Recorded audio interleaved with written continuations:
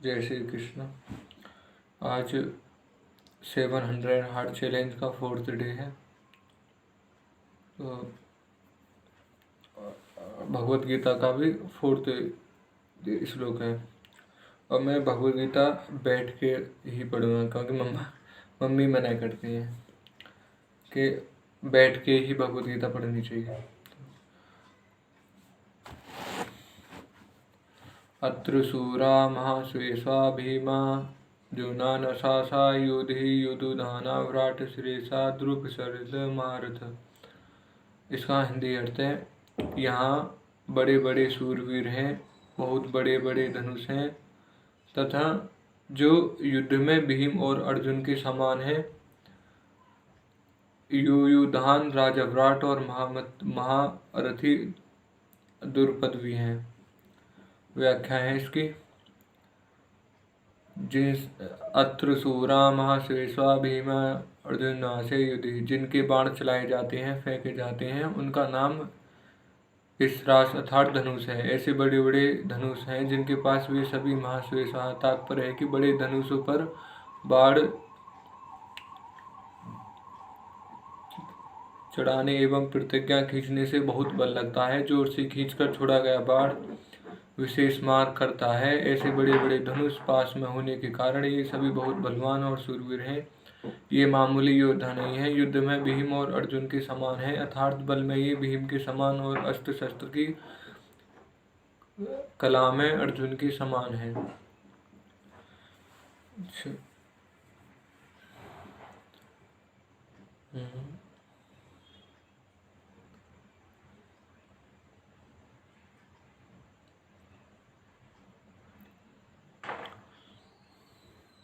युयुधान ने अर्जुन से अस्त्र शस्त्र की विद्या सीखी थी, इसलिए भगवान श्री कृष्ण जी के द्वारा दुर्योधन को नारायणी सेना देने पर भी वह कृतज्ञ होकर अर्जुन के पक्ष में ही रहा। दुर्योधन ने पक्ष में नहीं गया। द्रोणाचार्य ने के मन में अर्जुन के प्रति द्वेष भाव पैदा करने के लिए दुर्योधन ने महारथियों में सबसे पहले अर्जुन के शिष्य युयुधाना नाम लेता है। तात्पर्य है कि अर्जुन को तो देखिए, इसने आपसे ही अस्त्र शस्त्र चलाना सीखा और आपने अर्जुन को यह वरदान भी दिया कि संसार में तुम्हारे पास समान और कोई धनुर्धर ना हो, ऐसा प्रयत्न करूंगा। तुम्हारे पास कोई और समान और कोई धनुर्धर ना हो, ऐसा प्रयत्न करूंगा। इस पर वह कृतज्ञ होकर आपके विपक्ष में लड़ने के लिए खड़ा है, जबकि अर्जुन का शिष्य युयुधान उसी के पक्ष में खड़ा है। युयुधान महाभारत के युद्ध में ना मरकर यादवों को आपस में युद्ध मारे गए। विराट श्रेय, जिसके कारण हमारे पक्ष वीर सुशर्मा अपमानित किया गया। आपको सम्मोहन अस्त्र से मोहित होना पड़ा और हम लोगों को भी विराट, जिसकी गायें छोड़कर युद्ध से भागना पड़ा। वह राजा विराट आपके प्रतिपक्ष में खड़ा है। राजा विराट के साथ द्रोणाचार्य ऐसा कोई वैरभाव या द्वेषभाव नहीं था, परंतु दुर्योधन यह समझता था कि अगर युयुधान के मन में द्रुपदा नाम लूं तो द्रोणाचार्य के मन में मेरे को उसका उकसाकर युद्ध के लिए विशेषता से प्रेरणा कर रहा है तथा मेरे मन में पांडवों के प्रति वैरभाव पैदा कर रहा है। इसलिए दुर्योधन द्रुपद के नाम से पहले विराट का नाम लेता है, जिससे द्रोणाचार्य मेरी चालाकी ना समझे और विशेषता से युद्ध करे। राजा विराट, उत्तर श्रेत और शंख नामक तीनों पुत्रों सहित महाभारत युद्ध में मारे गए। द्रुपद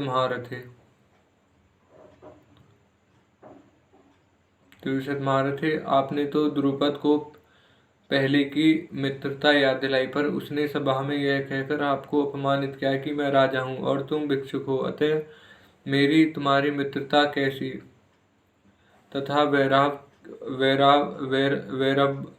भाव के कारण आपके मरने के लिए पुत्र भी पैदा किया है। वह महारथी द्रुपद आपसे लड़ने के लिए विपक्ष में खड़ा है। राजा द्रुपद युद्ध में द्रोणाचार्य के हाथ से मारे गए।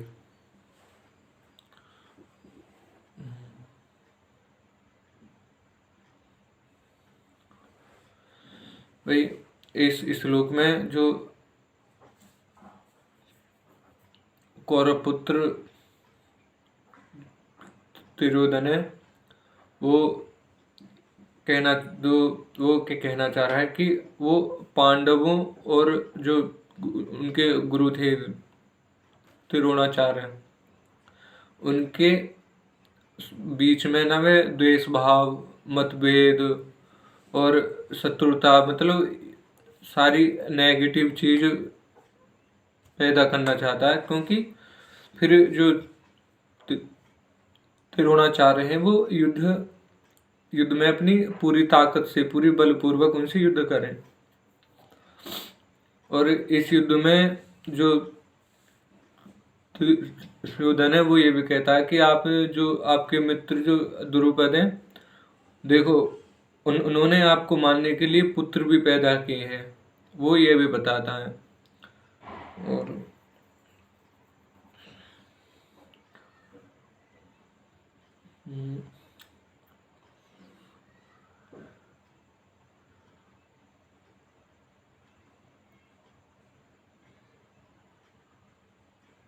अच्छा, एक भाई सबके अंदर ये भाव था कि सबके मन में एक सवाल होगा कि ये जो अक्षौहिणी सेना है, ये अक्षौहिणी सेना कैसी होती है।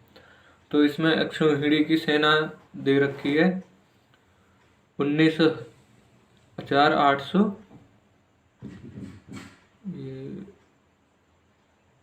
880, हाँ 19,870 है, 19,870 तो रथ रहे, 19,870 रथ और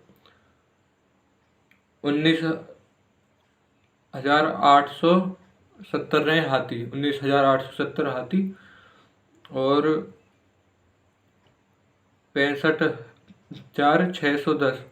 65,610 रहे घोड़ा और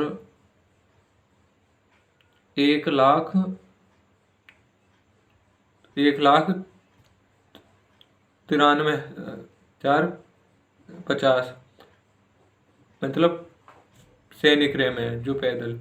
एक अक्षौहिणी सेना में, मतलब एक अक्षौहिणी सेना की इतनी ताकत हो, अक्षौहिणी सेना की ताकत।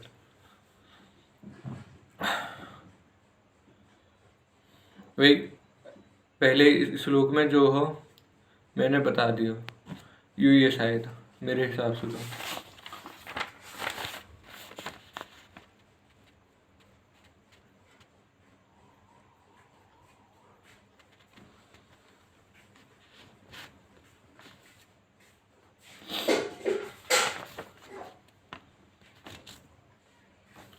और हम बताऊं कुछ, जैसे भगवद गीता के कुछ पहले 405वें जन्म में उनकी संजीवनी, उनकी व्याख्या वगैरह, चैप्टर वगैरह बताए हैं, तो मैं बीच बीच में कुछ मैं इसको भी ऐड कर दूँ, ठीक है।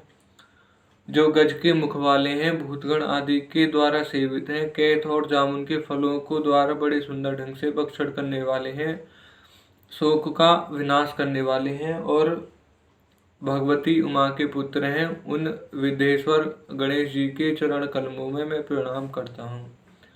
योगी लोग दान द्वारा वशीभूत मन से किसी निर्गुण और निष्क्रिय परम ज्योति को देखते हैं जो देखते रहे हैं, पर हमारे लिए तो यमुना के तट पर कोई नील तेज दौड़ रहा है, वही नेत्रों में चिरकालतम चकाचौंध पैदा करता है। हो जब मैं संपूर्ण जगत में स्फुरित होने वाले निरंजन, अजन्ना और पुरातन पुरुष का चिंतन करता हूँ, तब मेरे हृदय में अंजन समूह के समान काले वर्ण काला कोई गोप शिशु बलात् स्फुरित होने लगता है।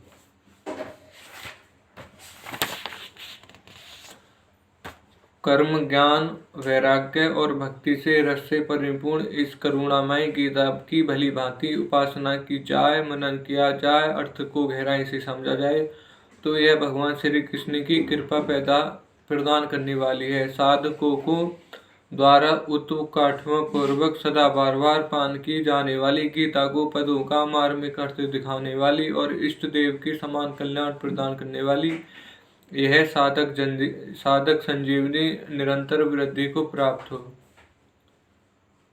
विनित स्वामी राम सुखदाय। कृष्ण अनुग्रह दाहि का सरूखणा गीता समाधीरता कर्म ज्ञान। और ये तो जो श्लोक है वाई को हिंदी अर्थ था, जो भी बोलो। 10 मिनट की वीडियो हैगी। जय श्री कृष्ण।